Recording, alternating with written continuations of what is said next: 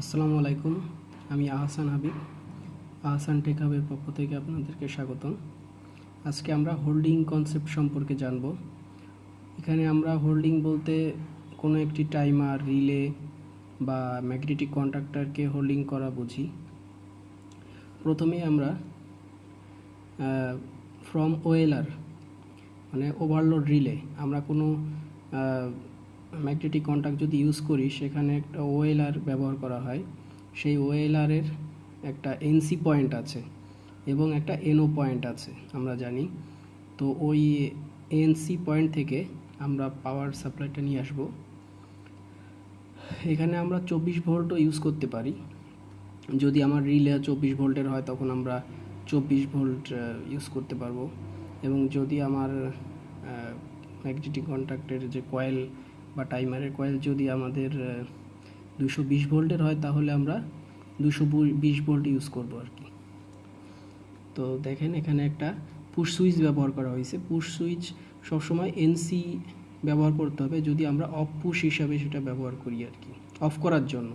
এখন শর্ট অবস্থায় আছে, যখনই প্রেস করব তখনই এটা ওপেন হয়ে যাবে, লাইন ডিসকানেক্ট হয়ে যাবে।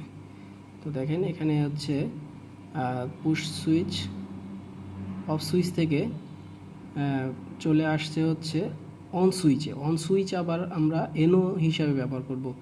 সুইচের যে দুইটা টার্মিনাল বা স্লট থাকে, একটা হচ্ছে ধরেন এখানে এনও, আর একটা স্লট থাকবে এনসি।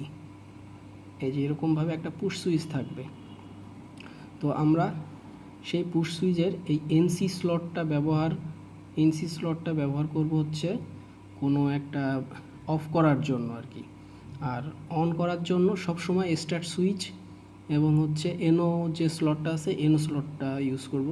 তো যখন আমরা প্রেস করব তখন আমার এই সাপ্লাইটা চলে আসবে হচ্ছে এই কন্ডাক্টরের কয়েলে, এবং যখনই চলে আসবে এই যে কয়েলের যে আমার একটা এনও পয়েন্ট আছে, এনও যে অক্সিলারি আছে, আমরা অক্সিলারি বলে থাকি ওটাকে, ওই অক্সিলারি পয়েন্টের যে এনওটা আছে ও এনওটা এনসি হয়ে যাবে। এনসি হয়ে গেলে তখন লাইনটা এখান থেকে বাইপাস হয়ে এদিকে চলে আসবে, কয়েলটাকে তখন সরবরাহ নিশ্চিত করবে। আর পুশ সুইচ তো আমি তখন আবার এটা ছেড়ে দিচ্ছি। তো ছেড়ে দিলে আমার এখান থেকে যতক্ষণ ধরে হোল্ড হয়ে থাকবে, অর্থাৎ এখান থেকে বাইপাস হয়ে পেয়ে থাকবে, ততক্ষণ এটা এনার্জাইজড হয়ে থাকবে এই কয়েলটা। এটা হতে পারে কোনো টাইমার বা রিলে বা কোনো ম্যাগনেটিক কন্ট্যাক্ট হতে পারে।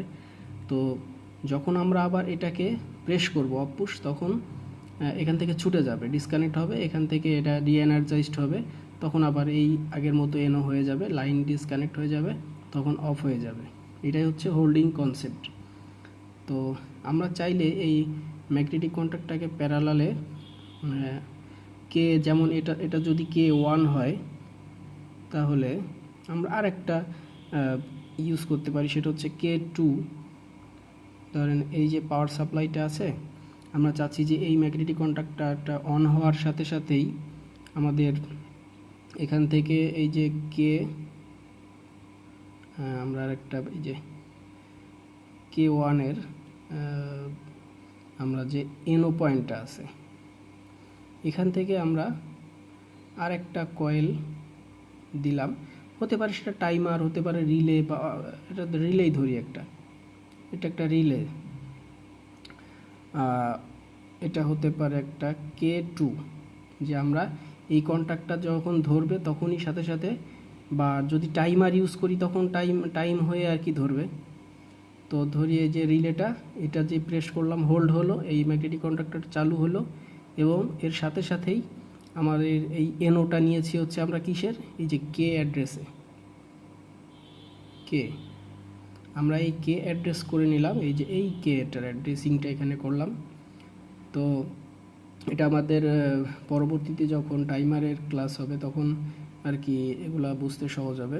এই যে আমরা কে যে ইউজ করলাম, কে এর যে এনও পয়েন্টটা, এই সেম এনও পয়েন্টটাই এখানে অ্যাড্রেস করে এটার এনও থেকে আমরা আরেকটা রিলে বা K2 মানে ম্যাগনেটিক কন্ট্যাক্টটা আরেকটা ধরালাম, যেটা দিয়ে আমি অন্য কোনো একটা লোড পরিচালিত করব। আমি চাচ্ছি যে এটা ধরার সাথে সাথেই ওটা চলবে। আবার যদি এটা চাই যে আমরা এই K1 ম্যাগনেটিক কন্ডাক্টরটা চালু হবে এবং 5 সেকেন্ড পর 10 সেকেন্ড পর আমাদের আরেকটা কোনো K2 চালু হবে। তো আমি এই রিলের টাইমারের সাপেক্ষে আমরা এটাও করতে পারবো। তো এখানে নিউট্রাল শেষ। তো এইভাবে আসলে কাজটা হয়ে থাকে। আর যদি কোনো বুঝতে সমস্যা হয় তাহলে হোয়াটসঅ্যাপ নম্বরে আর কি যোগাযোগ করবেন। আশা করি সাথে সাথে মেসেজিংয়ের মাধ্যমে বুঝিয়ে দিব। ধন্যবাদ।